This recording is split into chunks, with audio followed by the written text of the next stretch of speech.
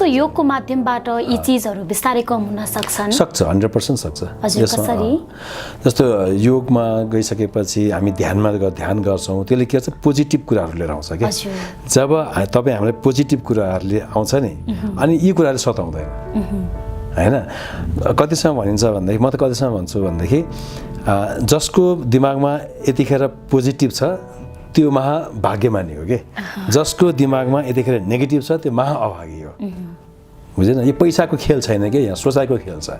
जस्तो अहिले हाम्रो संसारमा जस्तो हाम्रो देशमा अहिले सबभन्दा धनी कोही व्यक्ति हुनुहुन्छ र उहाँको मनमा यतिखेर नेगेटिभ छ भने उहाँ महाअभागी व्यक्ति हो, मेरो विचार हो होइन।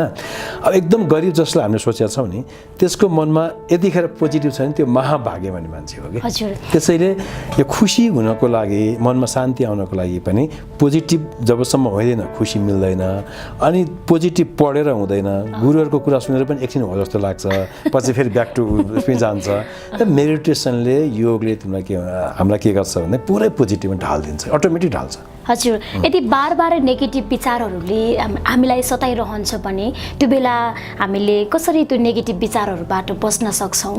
यसमा केही टिप्सहरू छ गुरुदेव? एक्ज्याक्टली। अब नेगेटिभ विचार अब यस्तो हुन्छ, मैले नआऊ भनेर नआउने होइन, आउँछ राइट होइन। मैले अघि पनि अलिकति कुरा उठ्यो, विचार नेगेटिभ पनि आउँछ, पोजिटिभ पनि आउन सक्छ। नेगेटिभ आइहाल्यो भने त्यसलाई समातेर बस्ने होइन कि। नेगेटिभ आउनु फेरि त्यति नराम्रो पनि मानिँदैन, तर त्यसलाई पक्रेर बस्नु चाहिँ नराम्रो हो। आउँछ, मान्छे हो, यो संस्कारका कुराहरू छन्, आउँछ होइन, तर त्यसलाई पक्रेर बस्नु भएन कि।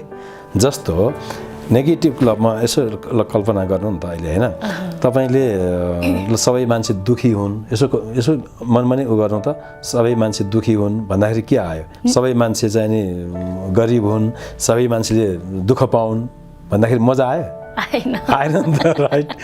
अब त्यसैलाई सबै मान्छे खुसी हुन्, सबै मान्छेले सुख पाउन्, सबै मान्छेले चाहिँ नि होइन प्रगति गरून्, सबै मान्छे सफलतामा पुगुन्। अब यो शब्दले के गर्यो? खुसी मिल्यो नि त हामीलाई होइन त हो।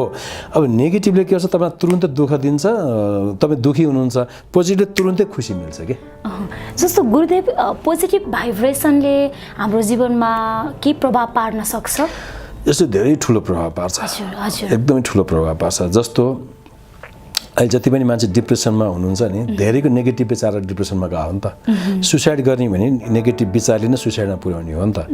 म त यतिसम्म भन्छु, एउटा स्टोरी छ कि, एउटा सुनौ, एउटा राम्रो छ एउटा स्टोरी चाहिँ। श्रवण कुमार नाम सुन्नु भएको छ होला। श्रवण कुमार भनेको बाबा आमालाई एकदमै सेवा गर्ने व्यक्ति हो उहाँ होइन।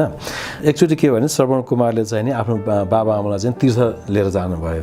तीर्थ लिएर जाँदै गर्दाखेरि उहाँको मनमा एक्कासी के आयो भन्दाखेरि, ए कति म दुःख गर्ने बाबा आमालाई बोकेर, कति मेरो पनि त जीवन छ नि भनेर उसको मनमा आउँछ। अनि उसले फ्याट्ट बाबा आमालाई भनिदिन्छ कि, बाबा आमा अब म तपाईँलाई हेर्न सक्दिनँ, मेरो पनि जीवन छ, अब म तपाईँको सेवा गर्न सक्दिनँ भनिदिन्छ, फ्याट्ट भनिदिन्छ। बाबा रुन थाल्नुहुन्छ, यस्तो सेवा गर्ने छोराले चाहिँ आज किन यस्तो भन्यो भनेर उहाँलाई एकदम चित्त दुख्छ, रुन थाल्नुहुन्छ। अनि बाबाले एकछिन सम्हालेर के भन्नुहुन्छ भने, बाबु मलाई त्यहाँसम्म त्यो गाउँसम्म पुर्याइदियो त, मलाई पुर्याइदियो, त्यसपछि अनि तिम्रो आफै बाटो लाग, तिम्रो पनि जीवन छ, ठिकै हो, तिमी आफ्नो बाटो लाग भन्नुहुन्छ कि। अनि ठिकै हो, उसले पनि के सोच्छ भनेदेखि, अब बाबा आमा हो, लानै पर्यो, म त्यहाँ यत्रो सेवा त गरेँ, एकछिन त म पुर्याइदिन्छु भनेर जब त्यो ठाउँमा उहाँले भनेको ठाउँमा पुर्याउँछ नि त्यो श्रवण कुमारले, त्यसपछि ऊ के हुन्छ, त्यहाँ ऊ धुरुधुरु रुन थाल्छ कि, मैले किन यस्तो बाबालाई भने होला, किन यस्तो गरेँ होला, किन यस्तो भने होला भन्छ उसले, एकदम पश्चाताप फिल गर्छ होइन। अनि त्यहाँ के हुन्छ अब सुन्नुहोस् है, अब के हुन्छ भने किन त्यस्तो हुन्छ भनेदेखि, जुन ठाउँमा उसलाई बाबा आमालाई हेर्दिन भन्ने आयो नि, त्यसको युनिभर्सभरि त्यहाँ त्यो एरियाभरि नेगेटिभ फैलाएर छ कि, उसको लागि नेगेटिभले समात्यो त्यहाँ। जब त्यो अर्को गाउँमा लगेर छोडिदियो भनेपछि त्यो गाउँमा के रहेछ, पोजिटिभ रहेछ। अनि उसलाई के भने पोजिटिभ विचार आयो लाएर।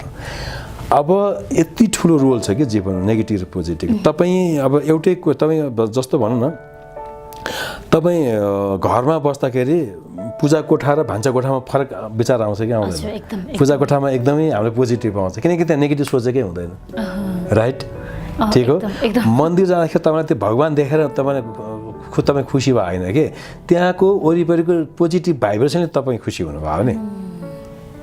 त्यही भएर कति महत्त्व छ धेरै। तपाईँ त देउतैको दर्शन नपाए पनि मान्छे खुसी भएर फर्किन्छ, कमसेकम पाइदा टेक्यो भनेर, राइट?